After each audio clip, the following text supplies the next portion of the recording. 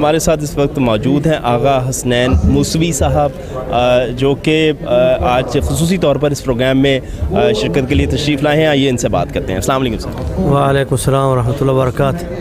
سر بتائیے کہ آپ کو ڈور آف اویئرنیس کے اس پروجیکٹ کے حوالے سے کب معلوم لگا اور ان کا یہ کام آپ کو کیسا لگا؟ ماشاءاللہ جی، بہت خوشی ہوئی یہاں آ کر. اور پاکستان میں ایسا کام بہت ضروری ہے کہ جہاں تعلیم بہت کم ہے، جہاں لوگوں کو شعور نہیں ہے، اور بقول عمران خان صاحب کے کہ 2.5 کروڑ بچہ بغیر سکول کے ہے.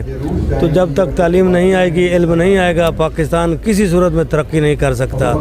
اور ہمارا دین، ہمارا مذہب، ہمارا اسلام بھی تعلیم کے لیے جتنا زور دیتا ہے اور کسی کام کے لیے بھی اتنا زور نہیں دیتا.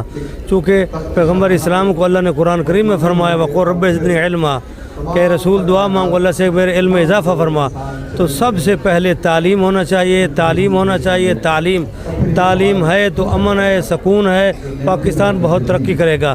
اور تعلیم نہیں ہے تو کچھ فائدہ نہیں، کچھ ترقی نہیں ہو سکتی. آغا صاحب، تقریباً 3 کروڑ بچے جو ہے نا ہمارے اسکولوں سے باہر ہیں پاکستان کا، یعنی یہ ایک بہت بڑا المیہ ہم اسے کہہ سکتے ہیں.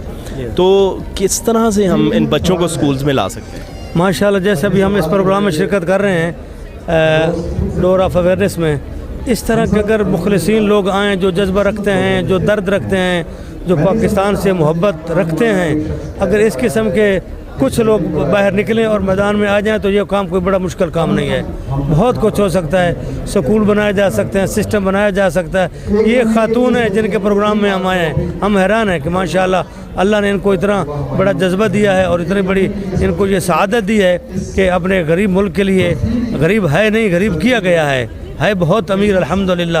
تو اگر اس قسم کے لوگ آ جائیں، اول تو یہ ہے کہ گورنمنٹ کا کام ہے. ابھی عمران خان صاحب آئیں، ان کو چاہیے کہ یہ اس پورے ملک میں سب سے زیادہ توجہ وہ تعلیم کے لیے دیں. تعلیم اور صحت، یہ 2 چیزیں آ جائیں، پاکستان نمبر 1 ہے انشاءاللہ. بہت شکریہ. آغا حسین موسوی صاحب ہمارے ساتھ موجود تھے. انہوں نے کہا تعلیم اور صحت، ان 2 پروجیکٹس کے اوپر ہم سب کو جو ہے نا وہ کام کرنے کی ضرورت ہے، لیکن حکومت کا یہ اولین فرض ہے کہ ان کے اوپر سب سے زیادہ کام کرے. جی ہاں.